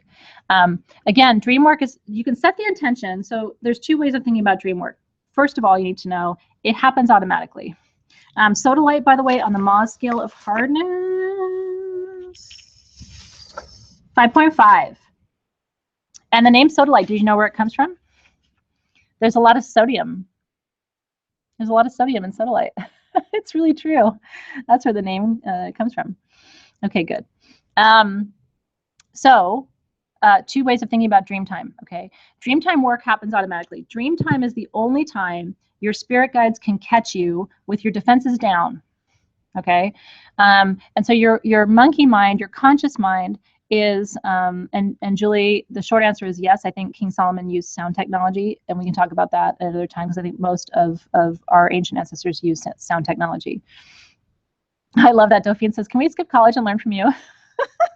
I love it. I'm going to teach you some very useful things. I don't know if it counts for college, but I used to teach college, so maybe you could like make an argument for that. Okay. So the first way to do dream time work is just to go to bed, because it's going to happen anyway. Your guides are already communicating with you. The second time is to set an intention. Okay, so before you go to bed, what you can do, and again, you should have a selenite wand, by the way. I put this on sagegoddess.com in our classroom tools section, because you all should have one. Before you go to bed, if you're going to do conscious dream work, like if you're setting the intention that your guides are going to take you on astral travel or anything like that, you need to open a circle, and that's how we do it, all the way around, back to the front, making contact. Lay it down, hold your sodalite, or put it in your pillowcase, and ask your guides to come closer and to escort you into dream time. And give them permission to give you signs, symbols, visions, and information during your deepest REM sleep for that night. And you will have very interesting experiences. And then when you wake up, try to make it a habit to then close that circle, okay? So that the energy is contained. You never want to open a circle and not close it. I learned that the hard way, a long time ago. Yeah, sodalite. So there's a lot of different healing capacities of sodalite, and I do hear about it for thyroid and hormone balance issues. Is there anything else I wanted to tell you about sodalite? Let me see. We're finding sodalite now in Africa, which is very interesting to me, because I sure do love Africa. Wanda's asking about the soft spot. Is there a way to enhance or keep that connection? No, but I'll give you some advice, Wanda. Before your children's soft spot closes, talk to them about what they saw on the other side. My kids talk to me about God and angels and everything, and then that soft spot closed. And now when I ask about it, they don't remember.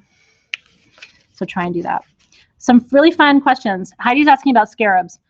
Okay, so here's what I want to tell you. When I was in Tucson, I found this man who was from Egypt, and I closed him out because he brought scarabs from Egypt. I literally bought every scarab he had. Do you know why? Because I'm going to teach you how to work with scarabs for astral travel. Scarabs are not what people think they are. They were co-opted into the Egyptian pantheon from Lemuria, and they were designed to be vehicles. So I went to him. I will offer it to you first, and if you guys don't want them, I'll let the public have it. I went to him and I was like, what do you have? And I started telling him, he's like, how are you using them? And I told him, he's like, that is just so cool, because he's Egyptian. So, I mean, he's only ever heard of, you know, what he knows from pyramids and things like that and the hieroglyphs. And I was like, oh, dude, it goes so much farther than that. So we had a really fun conversation. Oh, my God. And I brought scarab jewelry, and I brought like small scarabs, and I brought huge scarabs, and there's a lot of scarabs because I collect them. And I know some of you do too. So that's why Odana has the one from her trip to Egypt. And you can get scarabs here. They're not the same. There's a whole different vibe and energy to them. So that's what a scarab is. Somebody asked about stones for weight loss. Apatite and fluorite are really good for weight loss. And then if you want to feel better about yourself, pyrite and sodalite. Really, they'll make you feel better about yourself too. So good. Erica, tell me what, oh, I love Erica's little handle. Looks like a flower of life. Her little symbol there. It's gorgeous. She says, how do you spell that? Let me know. If you're talking about scarabs, it's S-C-A-R-A-B. Yeah, well, I will give you guys a heads up. When I post things that are limited, I usually, if it's stones, I usually post them to you first and let you know so that you guys don't miss them. And so here's what I'm going to tell you is coming tomorrow, because I don't want you to miss them. So you need to have, you guys already might have this, in which case you don't need it. But because we've got the 17% off happening with code FLAG, did you guys see that? Sacred Geometry sets, you need to have one. So I have, there's a couple of these, which are the 7 platonic solids, and I have them in like the 7 chakra stones. And then coming to the shop tomorrow, I have the 5 basic platonic solids in rose quartz at a really good price. And then you can take almost 20% off of that with your code. Don't miss that, because we're going to be constantly coming back to the platonic solids and sacred geometry for the whole year, but I don't always have those. And so the rose quartz ones are coming at 10 tomorrow. If you want the 7 chakra ones, those are on the website now. And you just would search sacred geometry or platonic solids to get those. Can I share with you one more thing before we go? Are you guys okay on time? You okay on time? Are you bored yet? Are you having fun? I hope you're having fun. I've had so much fun with you tonight. It hardly feels to me like I've been talking to you for over an hour and a half, but I'm having a darn blast. Okay, good. I'm glad you're doing well. I'm going to teach you about platonic solids real quick. You ready? I'm going to give you like the honey badger, super fast, teach you about platonic solids. You're not bored. I love it. Okay, good. Because you guys have stamina. I mean, we've been going for a while. Okay, good. It goes by really fast. Let me teach you about the platonic solids super quick, okay? I will use the 7 chakra. By the way, there's really only 5 platonic solids. The other 2 are not technically platonic solids. Let me tell you what platonic solids are. Plato was a Greek philosopher who was influenced by Pythagoras, who is the most ancient mathematician of our time. Everybody heard of Pythagorean theorem from math?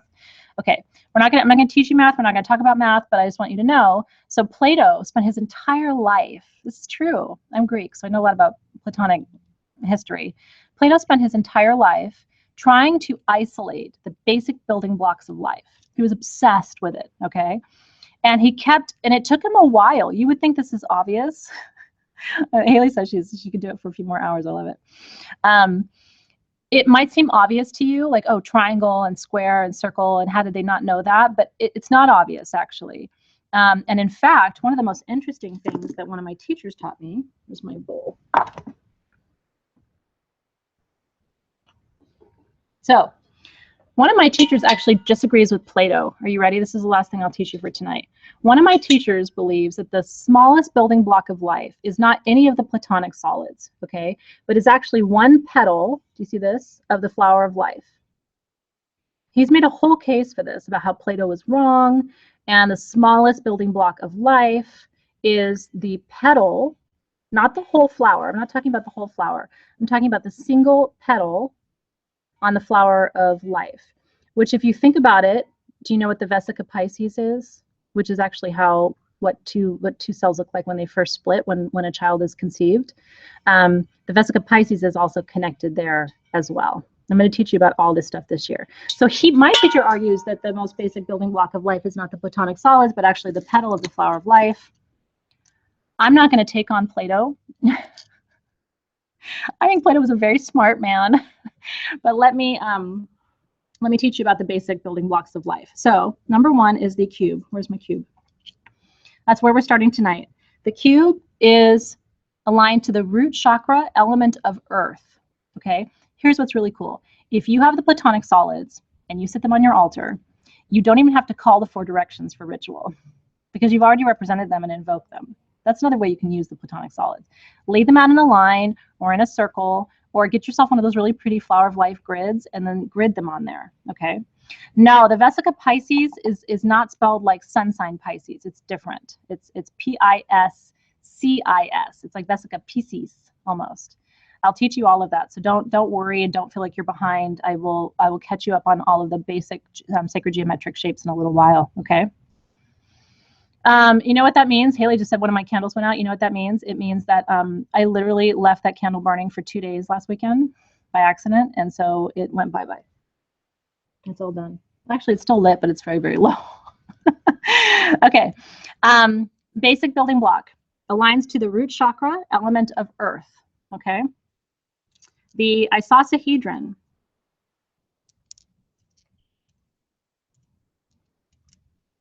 is the sacral chakra, and this is element of, actually, sorry, wrong one.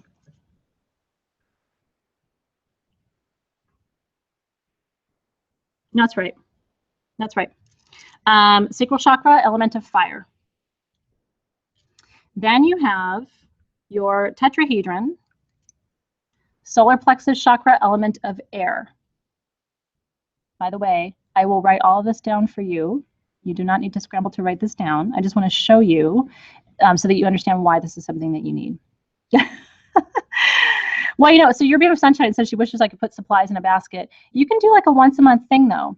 You know what I mean? You don't have to buy things every day. And by the way, you don't have to buy everything.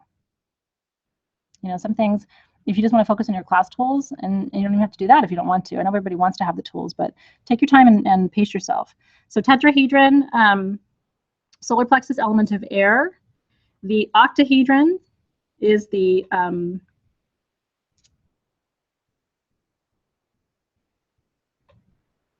heart chakra, element of water, octahedron. Okay. Dodecahedron, throat chakra, element of spirit or source. Merkaba, third eye chakra, element of spirit. And then the sphere, crown chakra, and they say the element is consciousness, like the entire universe, which if you think about it, our universe is a sphere. It's actually more of a long, elongated oval, but it does have a feedback loop to it. And so that's why we think about the sphere as being the element of consciousness. Are they gone? Crap. These are carved. Megan's asking a great question. Are these carved or natural? These are all carved. Carved, carved, carved. Carved. Okay, well, the rose quartz ones are coming in the morning.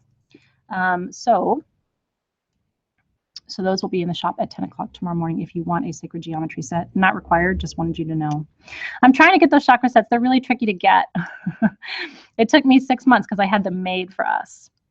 So I will see what I can do to reach out to the man who carved them for me and see if he can make some additional sets, because he did a beautiful job. You know, they all come in a box and everything. It's beautiful.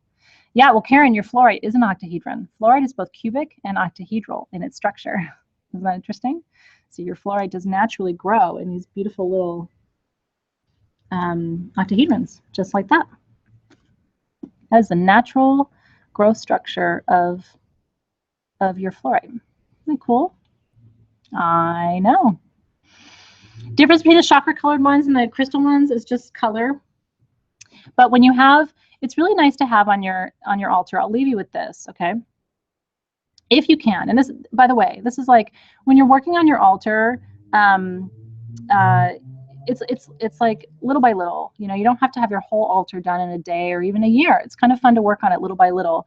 On your altar, you want to have something that represents all 7 chakras, all 4 of the elements, all 4 of the directions. And so you want to have something representing water, air, earth, and fire. You want to have something representing crown, third eye, throat, heart, solar plexus, sacral, and root, all of your 7 chakras. Maybe even something for the earth star and the soul star chakras, which are the 8th and 9th chakras. Our Peruvian colleagues believe there are 12 chakras. So we can talk about that too. Yeah, so Tanya, remind me what you want me to repeat, and I'll do that. Yeah, and I do. It's really nice that Melanie pointed that out. I have an entire video for a grid on YouTube too, which is really fun. If you want to learn more about gridding, you might really enjoy this. It's just a fun free video that I did a couple of months ago, but it's my best wisdom on gridding, because gridding is something I'm really, really powerful or passionate about. But here's the thing. Do you know why grids are important? I mean, think about it this way. I'll come back to this before we sign off. What do you think that is? That's a grid. Our whole planet is already gridded. So when you grid and you set the intention to connect to that grid, by the way, your body is gridded. Your body is gridded. You have a ley line right down the center, and you're gridded from your butt to the top of your head. So what you can do in crystal work, and I'll be teaching you how to do this, you can connect your body's grid to the planet's grid to the universe's grid. And that's what I mean by activating your crystals, activating your chakras. I mean, this is like, you think of yourself as this very tiny person, but what you don't realize is you're already plugged into this much broader network. You're already there. When you make the conscious intention to receive and download information from that network, that's when powerful things start to happen. And we can talk, what you're learning tonight, by the way, you guys, before I leave you, it's beautiful. What you're learning tonight is that it's both simple and complex. But I can talk to you all day long about manifestation and finding a soulmate and all these other things. Do you know what it all comes down to? The grid.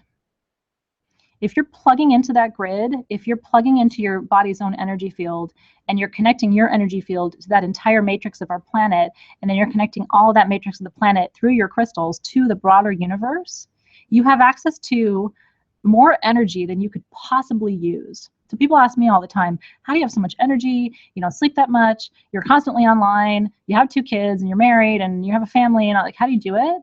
I have endless amounts of energy. I mean, I literally could stay with you here all night long. But I'm plugged into the grid. And that's what you're doing too. It'll change your life. And the main thing it will change is your health. That's a beautiful question. Calcite is not a cubic crystal. We're actually going to be talking about calcite later this year. The calcite is not predominantly a cubic crystal. So again, I know Heather's like, summer party, how do you connect? It's intention, okay? And the more you work with your crystals, by the way, so try this tonight. You want to play a little bit with the grid? You ready? You want to play a little bit? Close your eyes tonight, okay? I'm a visual person. If you are too, this will be a really easy exercise for you. Close your eyes tonight and begin at your root chakra, because that's where we've done all of our work tonight. So I want you to close your eyes tonight. I want you to imagine, because your root chakra is this very slow moving disc down here. It's not, this is your solar plexus or your sacral. This is your solar. Your solar plexus is 2 finger widths above your belly button. So this is your solar plexus and your heart. So your sacral is here and your root is down here. Okay. I had to show you that. So when you're laying in bed tonight, I want you to imagine, start at your root, imagine it's a red disc, move up to your sacral, it's an orange disc, move up to your solar, it's a yellow disc, move to your heart, it's a green disc, throat, third eye, and so forth. And then once you have imagined all 7 up to your crown, then I want you to send a beam of light out from your crown. And let's all start with Sedona, okay? So send a big beam of light from your crown chakra in the direction of Sedona, Arizona. because we can all kind of visualize that. If you don't know where it is, look up a map and do this.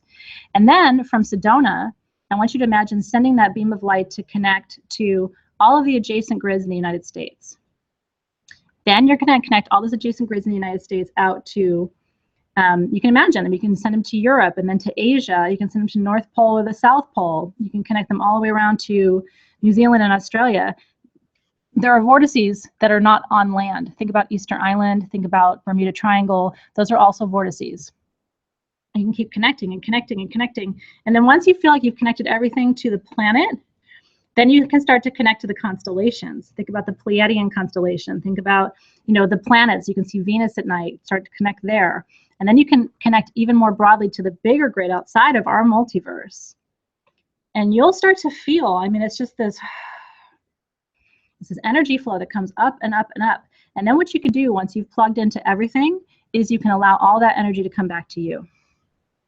All of it. But again, you want to set an intention that all of the energy that comes back to you is healing, energies of peace, energies of connection. You really want to make that connection so that everything comes back to you, but is through a filter. So make sure that you smudge before you do that, open a beautiful circle, call in your guides, and then when you're done, close that circle. You might want to smudge again and just relax. It'll be the most peaceful meditation and sleep you've had in a long time. That's a good question. Samantha says, how do you ground yourself each morning? I have kids. So right about 6 o'clock in the morning, I'm real grounded. Oh, Candace, stay tuned. We will talk about all of that. Did you guys have fun? I had fun. I had fun with you. So good. So Jules, I'm gonna hold that question. We will talk about it in a future session. I want to make sure that you know that I saw that. She's asking about crystals for meditation. We will come back for all of that. And by the way, that could be a bonus session too. If you guys want to really develop your meditation practice, I can give you some guided meditation prompts that would help you too, probably. So all you guys have to do, if there's things that are on your mind, we're like, God, I wish Athena would do this, just ask me. It may even be something I haven't thought of before, but I'm always happy to meet you where you are and provide you the tools that you need. Fun, right? Cheers, everybody. To you and your learning, and to your health and your well-being, and to your peace and your happiness. Okay, so I'm going to close our circle. I already closed it once, but I'm just going to close it again. Just closing the circle, thanking our guides for coming closer, especially our learning and teaching guides who are so helpful when we're trying to expand our awareness and our wisdom. I want to wish you lots of blessings. Keep the conversation going. I love it though. I think you guys see it. I flippin' love to teach you about stones. So I think I like to come up with bonus sessions because it means I get to keep talking to you. What I do for a living is my passion. And I'm really, really lucky because there's nowhere in the world right now I'd rather be than sitting here with you. And to be able to say that is a pretty huge thing. I didn't always do what I loved. I did what I was good at, but I didn't always do what I loved. So thank you for letting me teach you. It's a huge, huge, huge blessing for me to be able to do this work for you. And I think we're changing the planet. If I didn't believe that, I wouldn't do what I do. So, all right, everybody. Bright blessings. If the Sacred Geometrics stuff is speaking to you, that'll be there tomorrow at 10 in the morning. And don't forget your code so you can save 17%, which is better than your Holistic Healer discount. That's why I'm reinforcing 17% with code FLAG. Don't use our Holistic Healer discount right now because it's not as good. Thanks, you guys. Have a wonderful evening. I will see you very, very soon. Take good care, everybody. Keep the conversation and the dialogue going in the group. I'll see you there.